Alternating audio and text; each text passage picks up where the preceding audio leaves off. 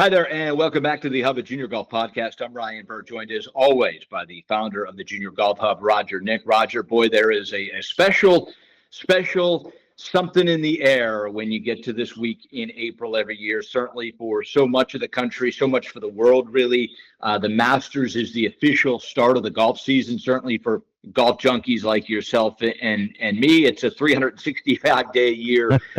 Love passion with this game, but for so many, it really is the Masters that signals that spring is here, golf season is here for so many. And obviously, I know this has a special week for you, just as we kind of all gather for this first major and see what happens at Augusta National. Absolutely. I mean, this is spring is in the air, right? I mean, you can't ask for a better kickoff to spring than the Masters and the NWA just recently finishing up, which great surprise on the winner, or maybe Yeah. no surprise there in that winner. I mean, as she would say, no one, everyone overlooked her, but she pulled it out. So great field there this week. Actually, I think our guests had a player or two in the field, and so looking forward to hearing more about that experience. And then you had to drive, chip, and putt. Yeah. What better way for juniors to kind of say, hey, I can showcase my golf skills and what I'm capable of doing and at the Masters. So good. We actually had a couple of girls there, which was a lot of fun to see. Amala Fung, who actually won her Yeah. division, which was great to see. Big supporter of PDI, so that's always great to have and showcase those talents there. So, Well, certainly the MB3 Tour was in Augusta, and PDI was certainly the topic of conversation amongst all the families and players that decided to make the trip to Augusta to play in the NB3. We're about a couple weeks in since Roger, you and I and Noda unveiled that PDI would have an 8-spot exemption to the World Championship at Kashada on Golf Channel. The results around the country, the interest level. To be honest, I don't know if the office was quite prepared for the amount of intrigue and outreach. It's been wonderful to see how the junior golf community has accepted PDI and how eager they are to partake in PDI and in an attempt to join this worldwide tour, so to speak. JGNC.org is your spot to go to find out how you can partake, do your self-assessment for PDI, and ultimately find yourself in one of the spots trying to play all the way to Kashada strictly based on your PDI score. So that is really exciting. It's also interesting when you look at drive, chip, and putt, and you see how many players, Roger, played the NB3, but also, drive, chip, and putt, is that ultimately going to define who the best golfer in the world is at the junior level? Of course not. But it is a way to bring people into the game without necessarily having to go to a golf course and be able to afford to get a golf cart and play 18 holes, et cetera. And I think PDI obviously takes drive, chip, and putt to the max of maybe what that was intended to, as a way to see where your total game is, driving, chipping, putting, like I said, but to a far greater power as far as understanding where your game totally is, Roger. yeah, no doubt. And that honestly, it's one of those things that we felt really strongly about, which is seeing the things that were going on with drive, chip, and putt. Obviously, we've been involved in player development for a long time. And I thought it was a great way for our young players, even at our academy, to kind of partake in the drive, chip, and putt by working on the things that we're already doing from PDI. And the overlap there has been just such an amazing story. Again, Amala, who won her age division there, was just called me and was like, man, this is so cool. I can just go do my practices and do my assessment, and I'm preparing for the drive, chip, and putt. So it was really, really cool to see and hear her talking about it. So I think we actually got a little video of that coming out pretty soon. So a lot of fun to hear, and more kids are actually, I shouldn't say kids. I've had more and more parents and coaches call me and saying, hey, I need to get my kid to do this assessment. They want to win the drive, chip, and putt contest local to get to Yeah. get to Augusta. So it's Sure. not what it was intended for, but it definitely helps out for sure.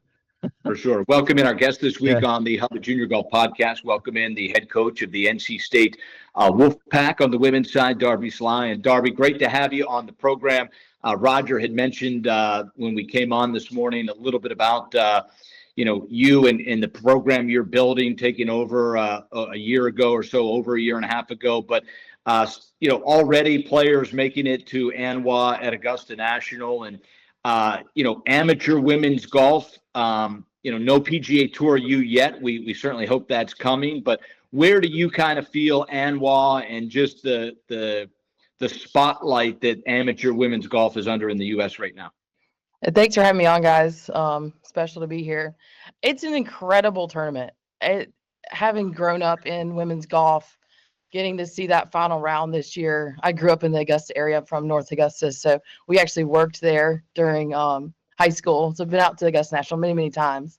But to see that on the final round with the women, it's what they've done to kind of move the needle for women's golf is incredible. The attention to detail that Augusta National puts into everything is so prominent and present in that event. And I mean, all these players have played all over the world. They've played in World Ams, they've played in U.S. Women's Opens, they've played at the top, and it really is a tournament that is at that level or above that level for women's amateur golf. And it's fun to watch them compete. It's incredible to see them on the same conditions as the men play right after. It's a lot of fun. Great crowds, incredible. Yeah. Darby, we were just recently at your place at NC State doing PDI, and obviously we saw the talent that you're recruiting in that you have on your team. Lauren Oliveras Leon obviously played at ANWA, and I want to say it's a credit to what I see you doing in the women's game and the program that you actually created there, and starting really with player development and giving them the opportunities. I know you've got some great vision that's going to happen there and building out your facilities and so forth. But you've been such an advocate of development, it seems, and your players are obviously taken to that. And I saw that in the really their efforts they put into going through PDI. They were really competitive, which it was fun to see. Where do you feel like, as you said, you're a big advocate, for the women's game, right? We know that you're in it. What do you think we need to do besides the national program? But what do you think we need to do to get more girls being more competitive? And I want to say more because I think they are competitive, but it's more girls, right? So that once they get to that competitive level, we see a drop off a little bit.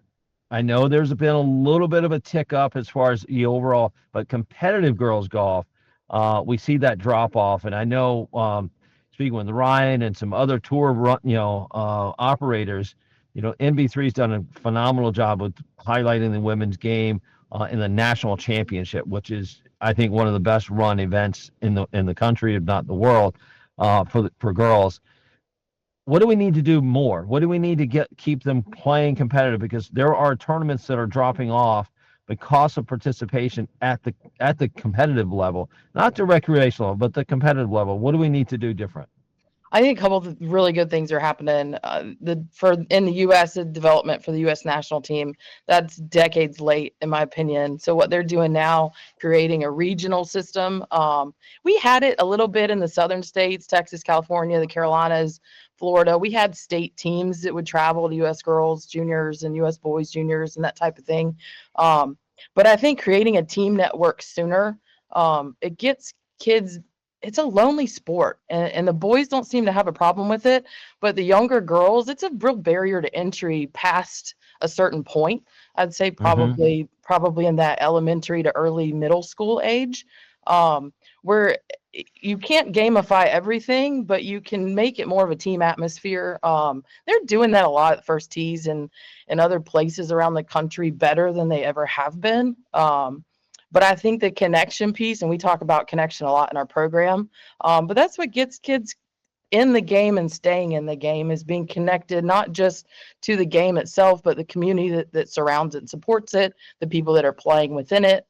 So I think connection is a big part. Exposure, I think, is the second piece that's really important.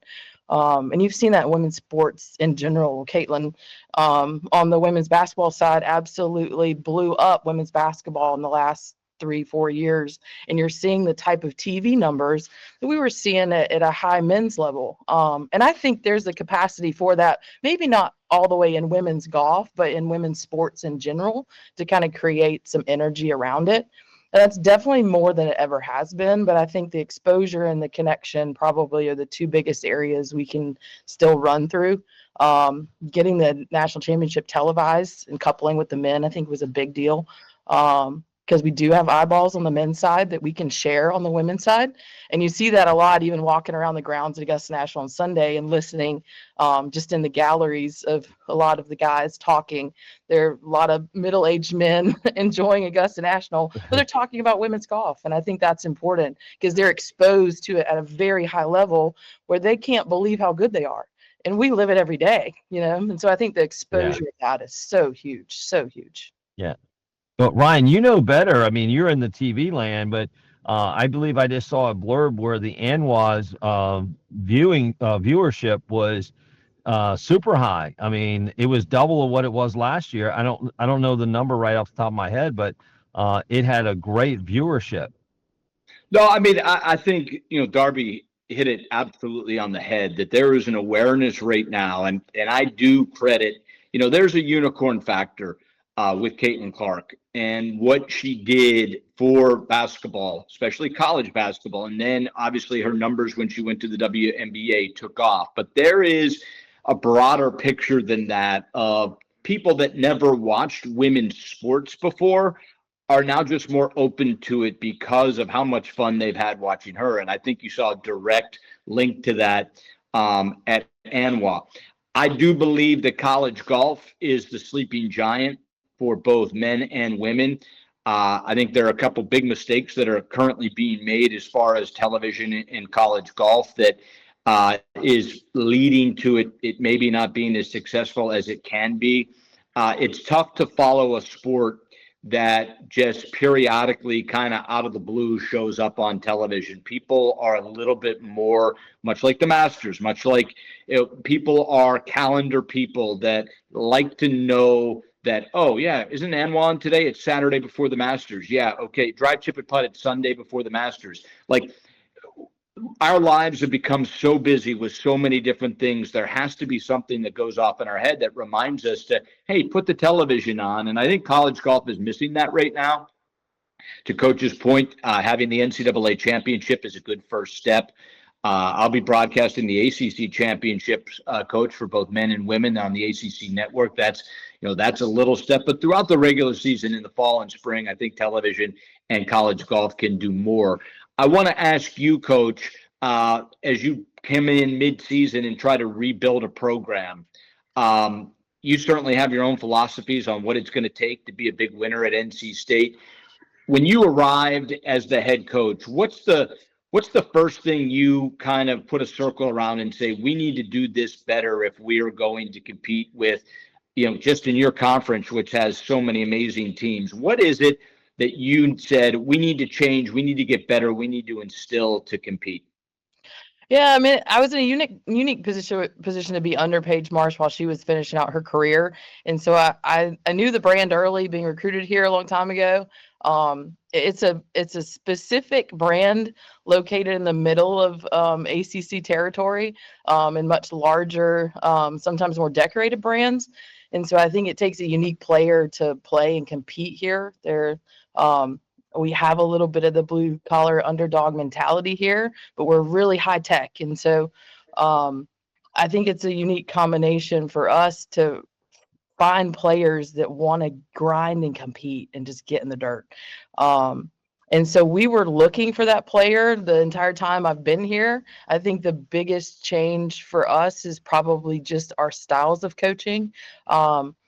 I'm way more I wouldn't say way more, but I'm a lot more relationship forward in the connection piece of it, and not looking for immediate reward of golf. I want it to be a little more of a journey. I think that builds a better connection into our community here. and just building better players, just players that are prepared to play on tour. They have that foundation. They don't leave here kind of as hollow shells. They can last a little bit longer if they want to play out there. And so we're looking for a specific player here, and you don't have, we kind of call them forerunners and Tahoes. That's who we have here. A Ferrari doesn't necessarily run as fast at NC State as they could other places, because a lot of things are just kind of in front of you, handed to you. Here we have everything. You just got to seek it within your system. And so we're about finding players and building kind of individual systems here. And it's been successful early. But I mean, we're in a new age of college golf. I mean, we're trying to build new facilities here. We can recruit, but can we retain? And so I think that's retention is a big thing for us. That Paige probably didn't face a lot earlier in her career here, but now is a big thing for NC State. And so we're looking at how can we provide kind of holistic value to retain kids. And that's a fun problem for me. Well, Darby, I can attest that you need forerunners and Tahoes there because of the undulation that you guys have on your golf course, and even getting to the short game facilities, which are incredible. So it's needed in some ways, but no. I think Ryan, if you could have seen the camaraderie of the team, clearly showing what Darby just talked about, which is that relationship driven atmosphere, it's very evident. Which leads us to, like, when we're talking to parents and junior golfers about college programs, we like to give them some insights of really what's behind the curtain a little bit, right? Recruiting. Are you going into the portal? Is that something that's important to you? Is it, to your point of, I'm just looking for the best players wherever I find them? So what's a little bit about your secret sauce of building that program and continuing, and what would parents need to know about NC State? Yeah, well, I think one of the things we've run into probably in the last 5 years is a kind of a superficial work ethic. And so it's difficult to kind of discern that in the recruiting process. But a place like NC State, you kind of want to work hard and that be your fun. That's your type of fun. Yeah. And so we're really looking for players where we can see that in other areas of their life and other people we're talking to, because every kid can tell you they want to work hard. But NC State, if you want to be good, you actually have to work hard. You aren't handed it. And so I think that's one of the big things I'd say that we're looking for up front, because we know we can develop kids, not in an arrogant sense, but it's what we do at NC State. That's what we've done for 20 something years. And so I think we have to have a certain type of player, and it's somebody that's really gritty in nature. And we can see that in body language and tenacity on the golf course. But the work ethic right now for us is such a huge piece of every single part of it, because it feeds into the competitiveness that you saw, Roger, when you were here. It's hard to compete when you haven't worked hard. And so I think they really go hand in hand, and the work ethic comes first. And so we want people that are simply going to come out here and chase it. And that's hard, as you said, in the recruiting process to figure all of that out. But I think there's enough kids out there that want to chase this dream, and it's finding the best way to find those kids. We recruit everywhere. We recruit the portal. We recruit all over the world. Again, we're looking for a special player here, but we don't really care where we find them, if that makes sense. I'm hearing parents more than ever that are without a compass on how to have their daughters play college golf. 3 years ago, rightly or wrongly, I think it was, whether it was wrong, the system as far as a parent's mind was simple. It was work the ranking system, get my player to as the highest ranking they can get to, play in a couple big events, invitationals, certainly world national championships. And you can go play Division I, and you try to work your way into the ACC, SEC, Big Ten, big conferences, etc. That was like the format that every parent kind of used was, and there really wasn't a huge other system of how the recruiting process at least began. You mentioned now, certainly it's a world game. There are as many international players in women's college golf in the NCAA as domestic. And the portal has massively changed the amount of high school players that are going to their quote unquote dream school. Um, that's happened overnight, it seems. And I know the changes are happening for the coaches as well. And it's almost minute by minute with the NCAA on how this is all going to play out. We've been talking about this Yeah. for a year. But with that said, as a junior golf parent, knowing that you're looking for hard work, but I know it's more than that because there has to be a way that they identify themselves to you. What do you look at as a first identification process? Golf is a beautiful thing. We have scoring immediately. Scoring is everything. So we talk about hard work and intangibles, but if you can't shoot the scores, you're not going to compete at the ACC level. And so Marie Madsen is actually a great example of a very random journey to NC State. We had a funny conversation. We were going over to the first tee triangle last week and talking a little bit about recruiting. And it's funny once they get here because they share a lot more in their own process. But Marie was very late in the game, and so she was on very few radars. Um, had played a couple LET access events, and what caught my eye was she shot 65 in one of them. And you can't shoot 65 on those types of golf courses without having some type of pretty high ceiling. And so we were late in a recruiting year. And ended up getting Marie. And it was funny in the car the other day, she was like, my scoring average was not very good when you committed me here. And I was like, Marie, sometimes coaches have to take risks, but we have to know that the ceiling is there. Had Marie never shot that 65, Marie's not a player I would have taken a gamble on. And now she's ranked 30th in the country, right? And so that's a rare story, I think, in a lot of ways, but not too rare in terms of how we identify players. Scoring is the most important piece, and scoring under pressure at a high level. And so we recruit around the world, one, because the kids are a lot older typically. Marie's 20 as a freshman. They're a little more mature and they've played in really high level events. And that's why I want to see the domestic game get more kids into big events sooner, because the Europeans and Asian type of junior tours, they get into these events and they're playing against world competition. And so we're really figuring out, can you shoot the scores under pressure? And that's the separator. Hard work obviously is the foundation of that, but the separator is, can you do it under pressure? And I think that's the hardest part in recruiting, because you miss on that sometimes. Yeah. Well, I mean, that's a good indicator, right? I mean, you see a kid shoot a 65 under those tournament conditions. You must know, or you're taking that risk of she has skills. It may not show up every day, but she has skills.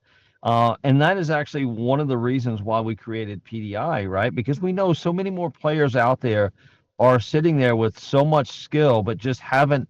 Maybe they're the late bloomer. Maybe they just didn't get exposure to tournaments, earlier, right? So they show up, and all of a sudden that one day happens, but it's not the one day. It's you saw something in that, and when you saw that score going, it must be something else there.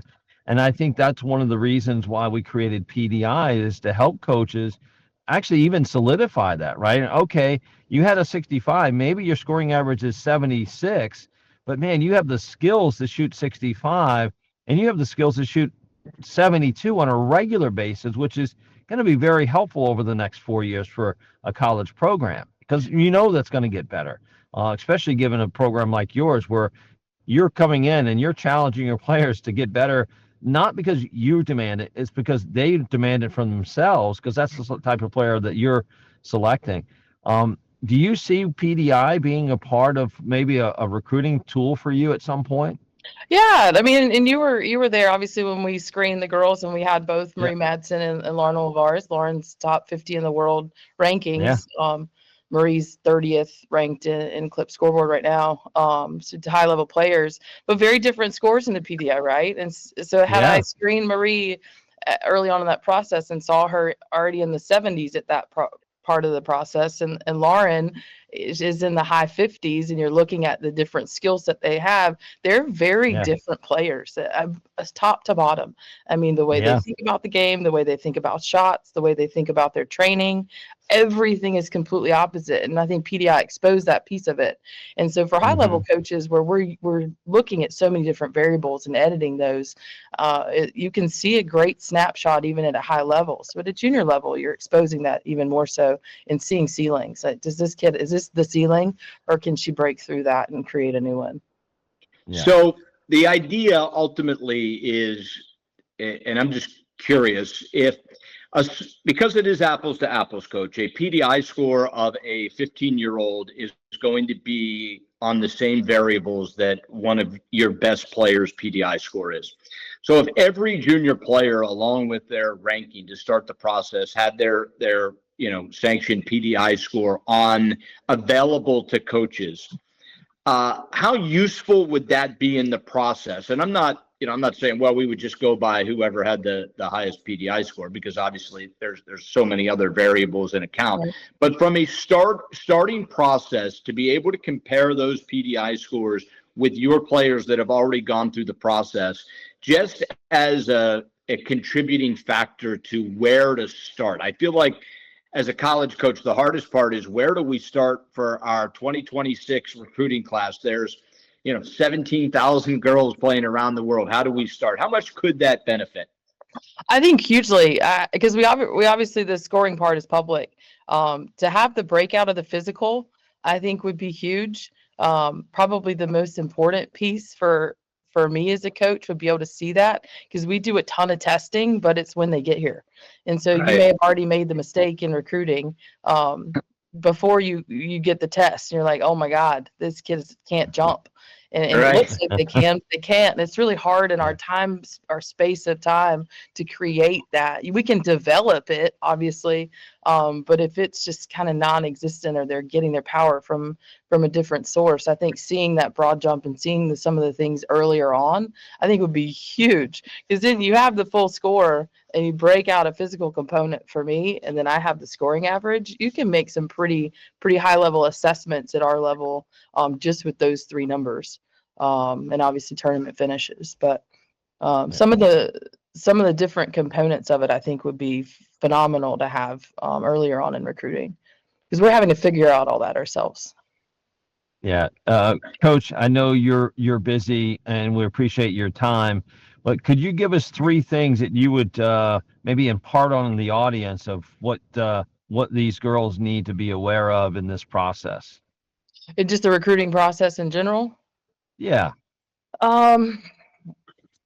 It's we love the communication piece, and I think kids are doing a better job post-COVID of not letting parents direct the communication. We want to see full communication from the player.